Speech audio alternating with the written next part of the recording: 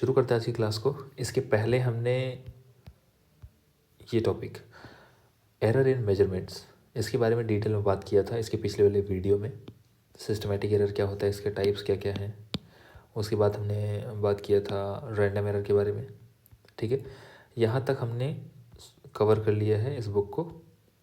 Chapter number 1 Maharashtra board और physics की book है ये हमारी टेक्स्ट बुक। देखिए इंस्ट्रक्शन ये है, इन वीडियो लेक्चर का मैक्सिमम फ़ायदा हो आपको, इसके लिए इंस्ट्रक्शन ये है कि आपके पास पेंसिल एंड टेक्स्ट बुक होनी चाहिए। लाइन बाय लाइन हम लोग पढ़ने वाले हैं, तो आप लोग टेक्स्ट बुक निकाल लें, जहाँ ज़रूरत पड़ेगी वहाँ पेंसिल से हाईलाइट वगैरह कर सकते हैं, मार्क वगैरह कर सकते हैं, कुछ एक्स्ट्रा ऐड वगैरह कर सकते हैं। बहुत ज़्यादा इंपॉर्टेंट होने वाला है महाराष्ट्र सीटी के लिए, IIT JEE के लिए या फिर नीट के लिए। ठीक है, तो बिना टाइम वेस्ट किए शुरू करते हैं। देखो इस टॉपिक को समझने के लिए एक मैं एग्जांपल से शुरू करता हूँ बात को, तब ज़्यादा अच्छे से समझ में आएगी ये बात। ठीक है, सबसे पहले इसको डिलीट करता हूँ।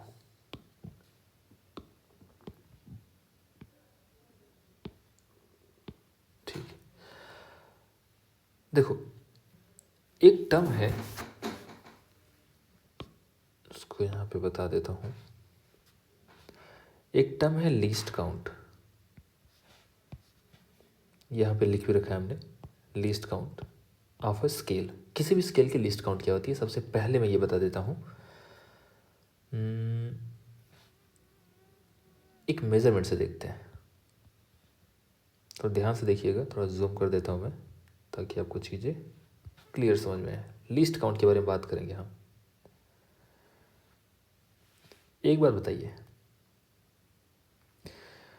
हमने ये एक स्केल लिया है, ठीक है, स्केल जिसमें ये जो मार्किंग है, ये मार्किंग है 0 वाली लाइन, ये 0 वाली लाइन है, ये 1 2 3 मिलीमीटर्स में, यहाँ आके 1 सेंटीमीटर हुआ है, 1 सेंटीमीटर हुआ है। ठीक है, ये 0 सेंटीमीटर है। फिर यहाँ की ये लाइन है 2 सेंटीमीटर। ऐसे ही ये लाइन है 3 सेंटीमीटर। ये एक स्केल था, ठीक है, स्केल के बहुत सारे खाने हैं, 0 1 2 3 ऐसे करके। अच्छा, आपने ऑब्जर्व किया होगा कि स्केल के 0 से 1 सेंटीमीटर को भी इन्होंने 10 भागों में बांटा। देखो 1 2 3 4 5 6 7 8 9 10, ये टोटल 10 भाग है ना। 1 2 3 4 5 6 7 8 9 10, 10 भाग हैं। ठीक है, तो मैं ऐसा कह सकता हूँ कि ये जो स्केल है, इसमें जो मार्किंग है वो 1 सेंटीमीटर डिवाइड बाई 10, जो एक इसका डिवीज़न है, 1 division, 1 division of the scale is 1 division of the scale is equal to 1 by 10 centimetre. ऐसे को मैं बोल सकता हूँ 0.1 सेंटीमीटर। ये एक डिवीज़न की वैल्यू है। एक्चुअली 0.1 सेंटीमीटर को हम लोग 1 मिलीमीटर भी बोलते हैं। कहाँ से आया मैं बता देता हूँ। 10 मिलीमीटर को बोलते हैं 1 सेंटीमीटर। तो इसका मतलब ये हुआ कि इसका एक जो ये लेंथ है, ये वाला डिवीज़न, ये 1 मिलीमीटर का है, ये भी 1 मिलीमीटर का है। ऐसे सारे 1 1 1 1 करके टोटल यहाँ से यहाँ तक 10 मिलीमीटर है, जो कि बराबर होता है 1 सेंटीमीटर के। अब बात आती है कि लीस्ट काउंट क्या है। किसी भी स्केल का लीस्ट काउंट वो होता है, ये जो स्मॉलेस्ट डिवीज़न है, ये जो स्मॉलेस्ट डिवीज़न है ना, ये 1 mm, यही इसकी लीस्ट काउंट है। ठीक है, तो ये क्या है, लीस्ट काउंट। तो मैं ऐसा लिख सकता हूँ, स्मॉलेस्ट डिवीज़न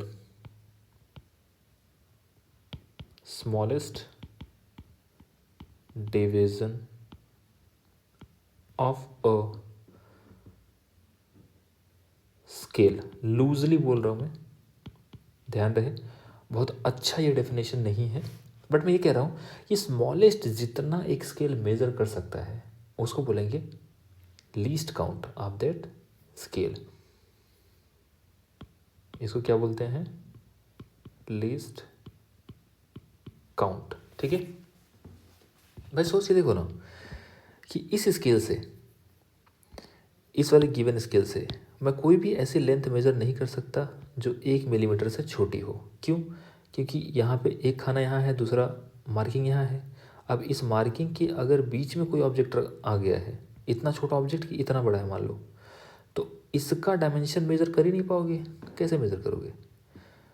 इसका मतलब ये जो स्केल है ये मिनिमम कितना रीड कर सकता है? This scale can read minimum, this scale can read minimum of 1 millimetre. इसलिए least count is equal to 1 millimetre. Suppose करो कि एक हाइपोथेटिकल अपने पास मैं एक स्केल बनाता हूँ, मान लो ऐसा स्केल बनाता हूँ, आपको बताना है इसका लीस्ट काउंट क्या होगा, सोच के बताना। मान लेते हैं कि स्केल है, उसे मार्किंग दे रखी है 1 2 3 4 5 6 7 8 9 10 11 12 13 ऐसे करके। यहाँ लिखा है 0 1 2 3 4 5 ऐसे नंबरिंग दे रखा है। ठीक है, और बेसिकली यहाँ पे बोला है 1 मिनट,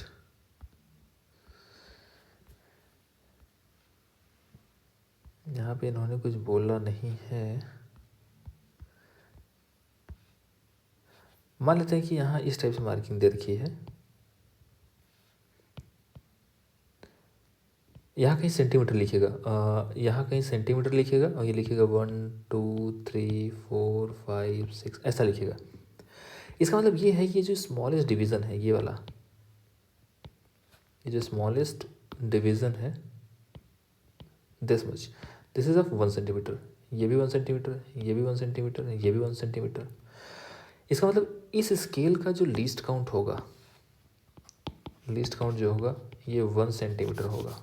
हाँ, वो अलग बात है अगर इस 1 सेंटीमीटर में भी बहुत सारे ऐसे खाने बना रखा होता, 10 खाने, तब इसका लिस्ट काउंट 0.1 सेंटीमीटर बन जाता है, जिसको हम 1 मिलीमीटर बोलते हैं।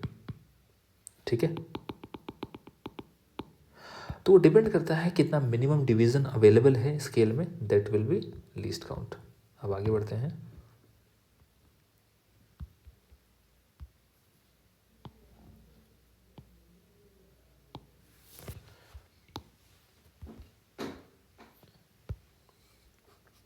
अब देखो यार, क्या होता है कि जब भी हम लोग मेजरमेंट करते हैं तो बहुत सारी रीडिंग लेते हैं। जैसे अगर मुझे एक बहुत ही स्टैंडर्ड सा वो है, एग्जाम्पल है, उसको लेते हैं। अपने पास मान लो सिंपल पेंडुलम है। आप कहोगे सर पेंडुलम क्या चीज़ है? पेंडुलम ऐसे समझो कि पेंडुलम का मतलब होता है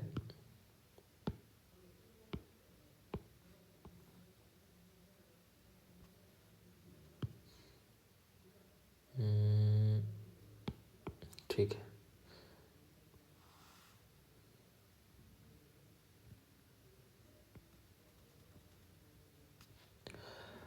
ये हमने एक स्ट्रिंग लिया, एक पतली सी रस्सी, उसमें एक ऑब्जेक्ट, कोई मास बांध के यहाँ पे लाया और छोड़ दिया। ये वर्टिकल है।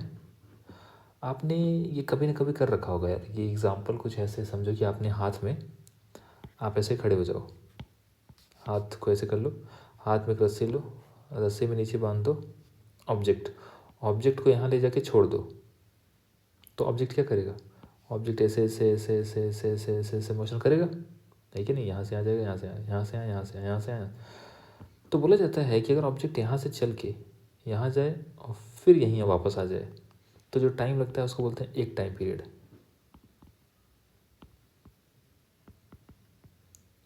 Time period.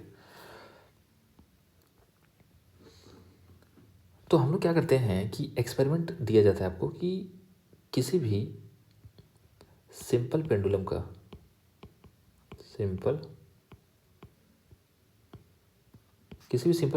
टाइम पीरियड बताओ। तो आप लोग क्या करते हो, आप लोग यहाँ से रिलीज़ करोगे, वापस आएगा तो टाइम नोट कर लिया, फिर जाके वापस आएगा फिर टाइम नोट कर लिया, फिर जाके वापस आएगा फिर टाइम नोट कर लिया। तो ऐसे कर करके बहुत सारी, मान लेते हैं n रीडिंग आपने लिया, n रीडिंग्स, आप हो सकता है 2 रीडिंग लो, 4 रीडिंग लो, 10 रीडिंग लो, मैं बोल रहा हूँ n नंबर ऑफ रीडिंग आपने लिए, ठीक है। तो मैं बोलूँगा पहला रीडिंग को t1 बराबर मान लो, कुछ सेकेंड आएगा आपका, मान लेते हैं 2 सेकेंड आया। फिर आपने दूसरा रीडिंग लिया, वो मान लेते हैं 2.1 सेकेंड आया। फिर आपने तीसरा रीडिंग लिया, वो मान लेते हैं 1.9 सेकेंड आया। ऐसा कुछ करके बहुत सारे रीडिंग्स आपने लिया, तो इसको बोलेंगे first reading, second reading, third reading, ऐसे करके बहुत सारे रीडिंग्स आएंगे, ठीक है। क्योंकि बहुत सारे आपने इसी एक्सपेरिमेंट को कई बार रिपीट किया है। अब ये ऐसा क्यों किया, इसके पीछे भी लॉजिक है। जितनी ज़्यादा रीडिंग लेते हैं उतना बढ़िया हमारा एक्सपेरिमेंट आता है, उतना बढ़िया उसका रिजल्ट आता है। तो एक बार अपन यहाँ फोकस करते हैं, इन्होंने लिखा क्या है, ठीक है। अब ये वाली बातें आपको समझ में आएंगी जो लिखी हुई हैं। क्या बोला है, suppose the readings recorded repeatedly, बार बार आपने रीडिंग लिया ना, ऐसे बहुत सारी अलग अलग अलग अलग, ये 1 2 3 ऐसे बहुत सारे रीडिंग लिया। Suppose the readings recorded repeatedly for a physical quantity during a measurement are A1 A2 A3, जैसे मैंने यहाँ T1 T2 T3 ऐसे लिया है, इन्होंने A1 A2 A3 A4 n reading लिया है टोटल, तो AN। फिर इन्होंने बोला arithmetic mean, A mean is given by, arithmetic mean का मतलब होता है simply some of the readings divide by total number of readings. For example मान लेते हैं कि आपने ऐसे 3 रीडिंग लिया, मान लो 3 रीडिंग लिया, तो आप कहोगे कि जो टी मेन होगा 2 + 2.1 + 1.9 टोटल के डिवाइड बाई 3 क्यों, क्योंकि 1 2 3 रीडिंग लिया था तो 3 से डिवाइड कर दिया। तो यहाँ से मीन टाइम निकल के आ जाएगा, एवरेज टाइम, इसको बोलेंगे टी एवरेज या टी मेन। तो arithmetic mean is given by this equation, पहला दूसरा तीसरा चौथा ऐसे सारे रीडिंग का सम कर दो, डिवाइड कर दो नंबर ऑफ रीडिंग से। इसी इक्वेशन को एक तरीका ये भी लिखने का, इसको बोलते हैं समेशन मेथड। क्या बोलते हैं, समेशन मेथड। इसको मैं थोड़ा सा बता देता हूँ ताकि आप समझ पाएँ। देखो जैसे बोला कि एक मिनट, ए मेन बराबर लिखा A1 + A2 + A3 प्लस ऐसे कर करके AN डिवाइड बाई n किया है, ठीक है। इन्होंने सेम इसी चीज़ को इस तरीके से लिख दिया कि n को तो बाहर ले लो, अलग कर लो n को, तो क्या बचेगा, अंदर क्या बचेगा, इसको ब्रैकेट में ले लो, A1 + A2 + A3 प्लस ऐसे करके ऐसा बनेगा। अब यार इतने सारे नंबर्स को इतना बड़ा एक्सप्रेशन लिखने से अच्छा है कि कुछ शॉर्ट में मैं रूल बना दूं और रूल में ही लिख दूं इसको। जैसे ये एक रूल है, इन्होंने क्या बोला कि 1/n, इसका मतलब होता है समेशन। इसका मतलब क्या होता है, यहाँ लिख देता हूँ, इसका मतलब ही होता है समेशन, ठीक है। इसका सिंबल है, समेशन का सिंबल है। तो क्या बोला है कि समेशन आई का मतलब, आई को आप 1 2 3 4 5 6 वेरी कराओगे तो 1 2 3 4 ऐसे आएगा, ठीक है। और आई को कहाँ से वेरी कराना है, 1 से शुरू करके n तक लेकर जाना है, ठीक है। एक एग्जांपल लेते हैं, मान लो कि कभी ऐसा लिखा हो समेशन आई फ्रॉम 1 to 5, अगर ऐसे लिखा हो तो इसका मतलब होता है कि ए लिखो, आई की जगह पे एक बार 1 लिखो, प्लस करो, समेशन है ना तो प्लस करना है, फिर ए लिखो। अब आई की जगह 2 लिखो। भाई स्टार्ट करना है 1 से 5 तक कवर करना है, ठीक है, ये रेंज है। फिर ए आई की जगह 3 रखूँगा। मैं तब तक रखूँगा जब तक कि ऊपर वाला नंबर ना जाए। तो A4 प्लस A5, ये इसका मीनिंग होता है, ठीक है। इसको भाई इसको हम ऐसे भी लिख सकते हैं या इसको हम ऐसे लिख सकते हैं। आगे बढ़ते हैं। क्या बोला है? This is the most probable value of the quantity. ये मोस्ट प्रोबेबल का मतलब क्या है? अब देखो,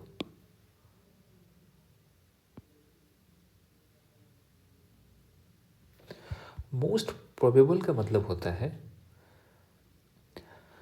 जैसे आपने नोटिस किया यहाँ पे कि कभी रीडिंग 2.5 आई, कभी 2 आई, कभी 2.1 आई, कभी 1.9 आई, कभी कुछ और, कभी कुछ और, कभी कुछ और। अगर आप बोलो कि नहीं सर टाइम टाइम जो है, टाइम पीरियड यही वाला सत्य है, तो मैं बोलूँगा ये क्यों नहीं सही है, ये क्यों नहीं सही हो सकता। किसी ने बोला नहीं ये सही है, आपके फ्रेंड ने बोला नहीं नहीं ये सही है, मैं तो इनको नहीं मानूंगा। तो आप कैसे कि इनमें से किस वाली वैल्यू को ट्रू मानोगे? इसमें से किस वाली वैल्यू को ट्रू वैल्यू मानोगे टाइम पीरियड का? तो ट्रू वैल्यू को निकालने का ये तरीका है कि इन सभी का एवरेज ले लो या मीन ले लो। इन सब का जो भी एवरेज आएगा वही आपका ट्रू होगा। तो इसका मतलब ये हुआ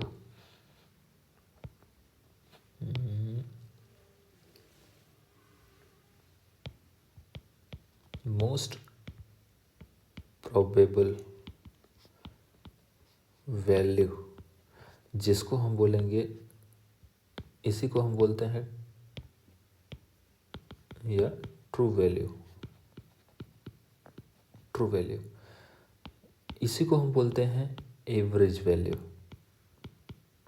सब बात एक ही है, इसी को बोलते हैं ए मीन। बात एक ही है, सब कुछ सेम ही है, ठीक है। तो इसकी जो वैल्यू आएगी निकल के, तो जैसे हमने यहाँ पे मीन फाइंड किया, ये फॉर्मूला है, ये फॉर्मूला इंपॉर्टेंट है एक्चुअली। ये इस फॉर्म में याद करो आप कि सम ऑफ द नंबर्स जो भी आपने रीडिंग लिया है divide by total number of readings, ठीक है। अब ये जो मीन आया है ना, इसे ही हमने मोस्ट प्रोबेबल वैल्यू बोल दिया, या तो ट्रू वैल्यू बोल दिया, या तो एवरेज वैल्यू बोल दिया। ये सारे का मीनिंग सेम ही है, ठीक है। फिर आगे क्या बोले देखो, the magnitude of the difference between the mean value and each individual value is called absolute error in the observation। देखो कैसे, एक एग्जांपल से समझते हैं तो आपको बात क्लियर समझ में आएगी। रुको एक एग्जांपल ले लेते हैं। ये सपोज करो मैं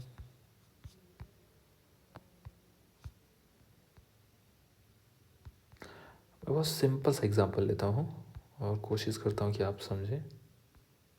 देखिए, जैसे मान लो कि ये एक रॉड है। इस रॉड की जो लंबाई है दैट इज़ 10 सेंटीमीटर, ठीक है।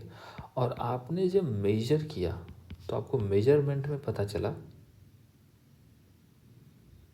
कि 10.1 सेंटीमीटर आया सर। मेरा रीडिंग जो है 10.1 सेंटीमीटर आया है।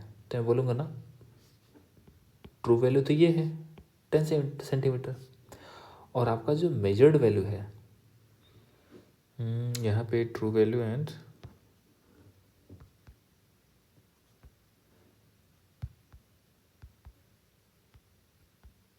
मेजर्ड वैल्यू, ठीक है। तो ये मेजर्ड वैल्यू, तो मेजर्ड वैल्यू ये है, ट्रू वैल्यू ये है। कल की क्लास में हमने बताया था, लास्ट वाले क्लास में बताया था कि डिफरेंस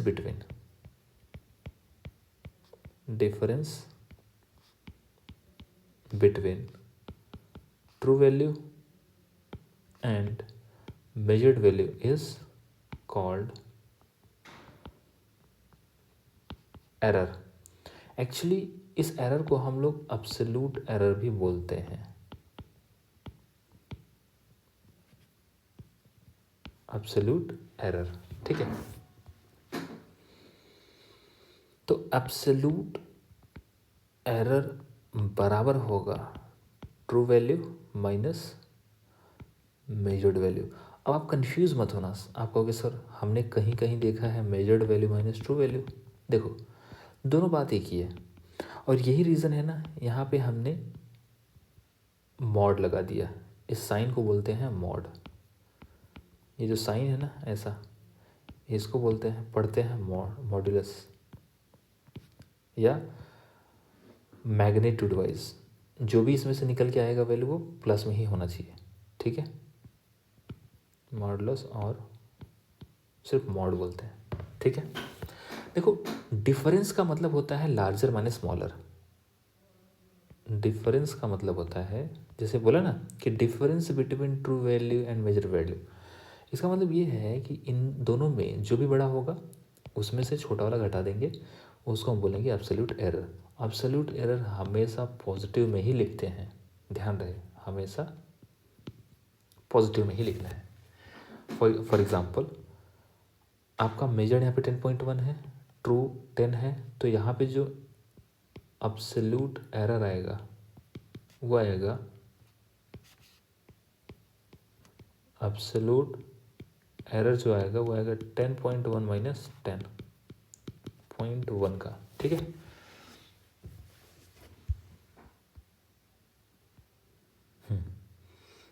अब देखो एब्सोल्यूट एरर को या तो आप ऐसे पूरा लिखो या तो आप जस्ट डेल्टा एल कर दो। इसका मतलब होता है एरर इन लेंथ, इसका मतलब एरर, इसका मतलब लेंथ। इस ट्रायंगल का मतलब क्या है, एरर, ठीक है। बेसिकली चेंज के लिए ये दिखाया जाता है, लेकिन यहाँ पे एरर होगा इसका मतलब। तो delta L is equal to this. अब यार सोच के देखो, अगर आपने मान लो ऐसे बहुत सारे रीडिंग लिया है, 1 2 3 रीडिंग लिया है, और मान लेते हैं कि जो ट्रू वैल्यू आई है, मान लेते हैं लेट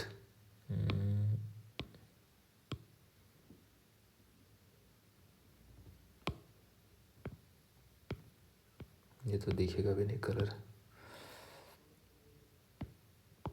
अगर यह मान लें लेट टाइम पीरियड का जो ट्रू वैल्यू है दैट इज़ 2, तो मैं बोलूँगा कि अगर ये ट्रू वैल्यू है तो पहले वाले मेजरमेंट में कितना एरर आया होगा, उसको मैं बोलूँगा डेल्टा T1, और ये होगा 2 माइनस 2 भाई, ट्रू वैल्यू ये रहा, मेजर्ड वैल्यू ये रहा, ठीक है। दूसरे वाले में अगर मैं आपसे एरर पूछूं तो आप लिखोगे डेल्टा T इन सेकेंड वाला मेजरमेंट। तो दूसरे में जो एरर होगा मेजर्ड माइनस ट्रू, तो मेजर्ड कितना है 2.1 माइनस 2, तो ये कहने कितना बनेगा 0.1। फिर मैं आपसे बोलूँ कि तीसरे वाली रीडिंग में कितना एरर है, तो delta T3 is equal to, अब क्या लिखोगे 2 माइनस 1.9। 2 क्यों, क्योंकि 2 बड़ा था, ट्रू वैल्यू इस टाइम बड़ा है तो ट्रू वैल्यू पहले लिख दिया, मेजर्ड वैल्यू बाद में लिखा 0.1। तो ये अब देखो ध्यान से क्या देखने वाली बात है कि ये है पहले में एब्सोल्यूट एरर, पहले मेजरमेंट में एब्सोल्यूट एरर 0 है। फिर बोलेंगे दूसरे मेजरमेंट में एब्सोल्यूट एरर 0.1 का है, तीसरे वाले मेजरमेंट में एब्सोल्यूट एरर 0.1 का है, ठीक है। तो देखो इन सभी का सम करके number of terms, number of reading से डिवाइड करेंगे तो टी मीन आएगा, है ना। तो यहाँ तक हम पहुँच गए हैं। Thus for A1 the absolute error is delta A1 is given by delta A1 is equal to A mean minus. आप कहोगे कि सर आपने तो बोला कि जो एब्सोल्यूट एरर होता है that is true value minus measured value. बिल्कुल सही बात है। एक्चुअली बहुत सारे केसेस में जो मेजर्ड वैल्यू है, सॉरी जो ट्रू वैल्यू है वो हम मीन को ही लेकर चलेंगे, क्योंकि वो ट्रू वैल्यू हमें नहीं देता है। तो आप यहाँ पे लिख सकते हैं नोट में लिख सकते हैं कि if true value is not given, we take average value as true value. ठीक है, तो या इसी को ए मेन लिखा है, हमने इसको एवरेज लिखा है। तो कहने का मतलब ये है कि यही हमारा ट्रू वैल्यू बन जाएगा। ठीक है, तो true value minus A1 is equal to पहले वाले में एब्सोल्यूट एरर। इसी तरीके से A2 वाले मेजरमेंट के लिए अगर मैं एब्सोल्यूट एरर देखूंगा तो मीन में से ये, और ये मॉड बार बार इसलिए लगा रहे हैं क्योंकि हमें पॉजिटिव वैल्यू चाहिए। ऐसे ही NH के लिए लिखा है इन्होंने कि A मेन माइनस NO वाला मेजरमेंट, तो डेल्टा AN आ जाएगा। आगे क्या बोला है, the arithmetic mean, The arithmetic mean of all the absolute errors is called mean absolute error। जिस तरीके से हमने इन सारे रीडिंग का मीन लिया था, उसी तरीके से अब हम लोग इन सारे absolute एरर का भी मीन लेंगे, जिसको हम मीन absolute एरर कहेंगे। ठीक है, तो यहाँ पे जो absolute एरर का मीन निकल के आएगा वो sum of errors divide by total number of absolute errors. तो सेम इसी तरीके को जैसे जैसे जैसे जैसे ये हमने किया था वैसे वैसे ये भी कर दिया है।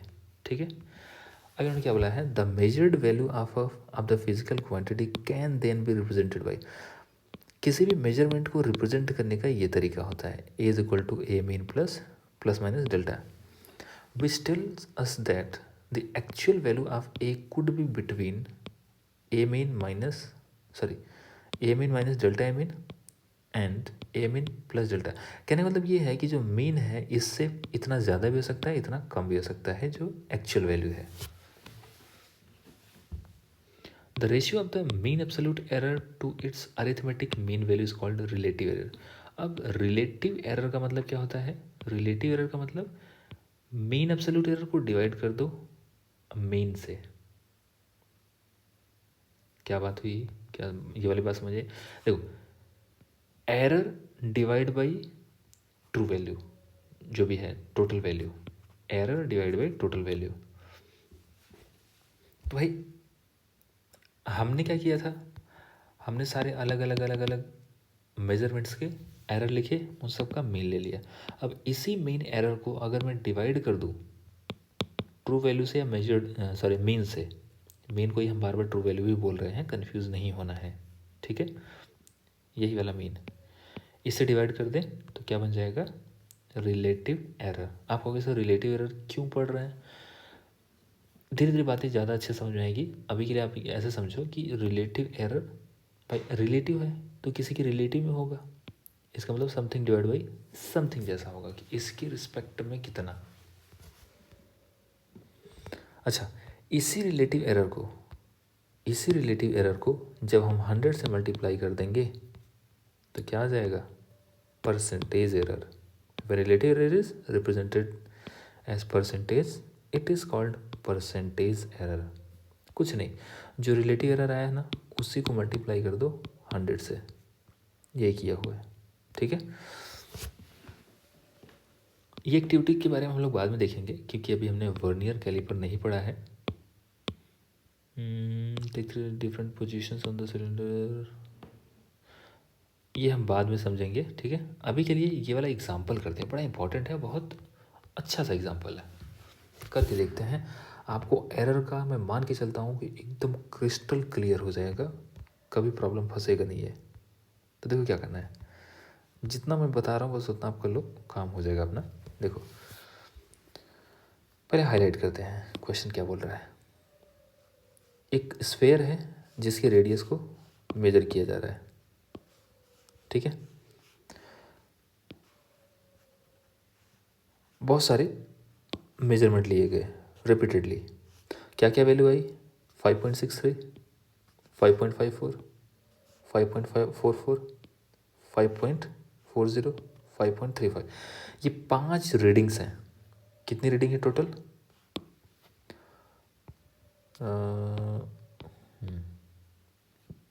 इसको ब्लू, ठीक है। टोटल 5 रीडिंग लिया हमने, रीडिंग्स रेडियस के लिए, ठीक है। अब बोले determine the most probable value of the radius and mean absolute relative and percentage error.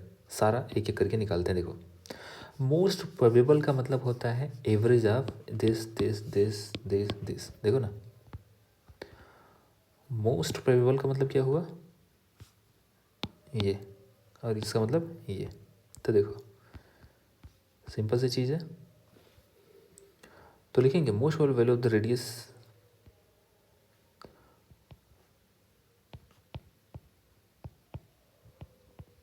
Most probable value of radius. Basically radius का मेन ही तो पूछ रहे हैं, ठीक है। तो क्या हो जाएगा, पहला रीडिंग प्लस दूसरा रीडिंग प्लस तीसरा रीडिंग प्लस चौथा रीडिंग प्लस पांचवा रीडिंग डिवाइड बाई 5। 5 रीडिंग है ना, ये R1 है, ये R2 है, ये R3 है, R4, R5। तो R1 की वैल्यू कितनी है 5.63 प्लस 5.54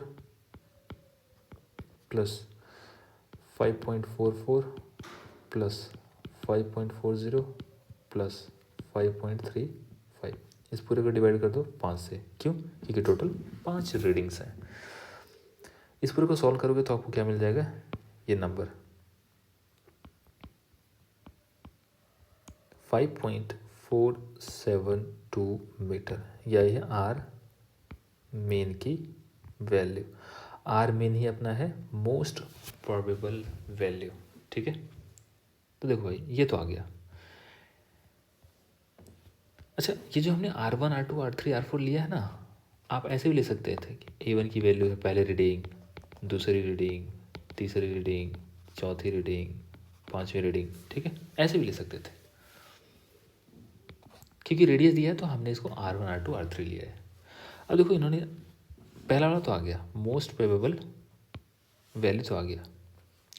मीन अब्सोल्यूट एरर चाहिए पहले, तो मीन अब्सोल्यूट एरर। पहले तो अब्सोल्यूट एरर निकालो। देखो भाई 5 रीडिंग है, R1 की वैल्यू कितनी है, पहले वैल्यू लिख लेते हैं 5 R2 कितना है 5.54, R3 कितना है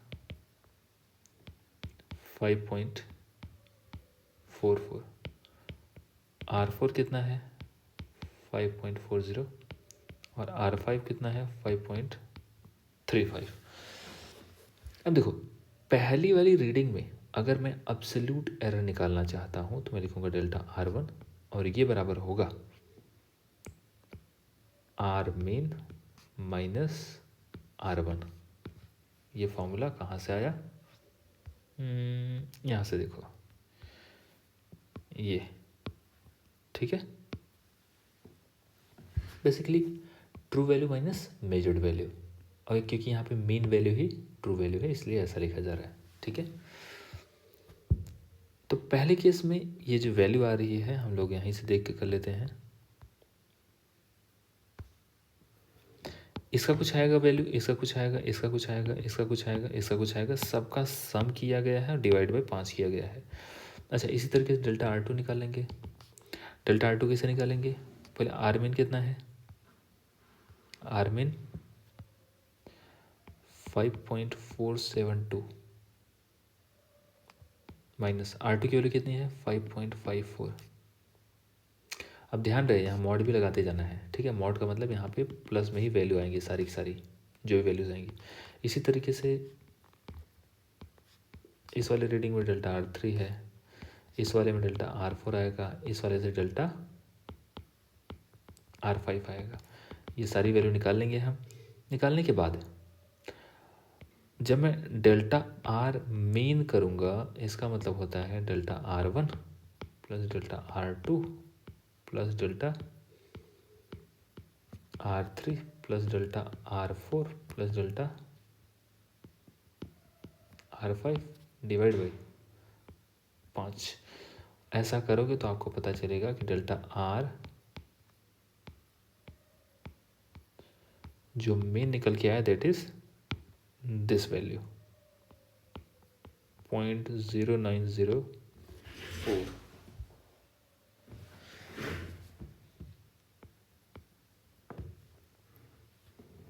ठीक है। अब क्योंकि इन्होंने सब कुछ मीटर में दे रखा है, मीटर मीटर मीटर मीटर, तो ये एरर भी मीटर में ही आएगा। ये तो आ गया डेल्टा आर मीन। अब हमसे पूछा गया है, अगला सवाल क्या है, मीन अब्सोल्यूट रिलेटिव। अब रिलेटिव एरर का मतलब क्या होता है, फॉर्मूला याद करो। रिलेटिव का मतलब मीन ये वाला डिवाइड बाई, देखो देखो relative error, error divide by actual value, ये था ना formula, delta A mean divide by A mean, तो delta R mean divide by R mean. तो जब हम ऐसा करेंगे तो हमें पता चलेगा कि 0.0904 डिवाइड बाई आर मीन की वैल्यू कितनी आई थी, देखो यहाँ है 5,472। ठीक है, ये मीटर में, ये मीटर में, मीटर मीटर कट जाएगा तो इसकी कुछ वैल्यू आ जाएगी, कितनी आ जाएगी 0.017। ध्यान दें यहाँ कोई मीटर वीटर कुछ भी नहीं है। ठीक है, ये रिलेटिव, हम जानते हैं कि परसेंटेज रिलेटिव एरर निकालने का मतलब है रिलेटिव एरर को मैं 100 से मल्टीप्लाई कर दूँ तो क्या बनेगा 0.017 इंटू 100, तो कितना बन जाएगा 1.7%। ठीक है, इस तरीके से हम किसी भी मेजरमेंट में, जो कि बहुत सारे मेजरमेंट लिए गए हों, उसमें true value, absolute error, relative error, percentage relative error की बात करते हैं। बाकी हम कंटिन्यू करेंगे अगली क्लास में। ठीक है, तब तक के लिए थैंक यू।